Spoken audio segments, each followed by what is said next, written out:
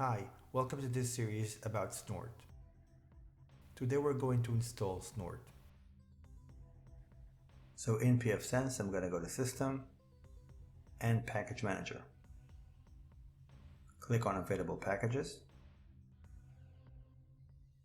And I'm going to search for Snort.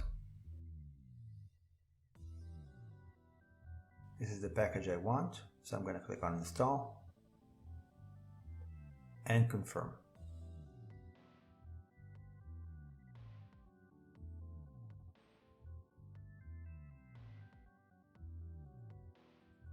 And that's it. Installation successful. Snort is installed.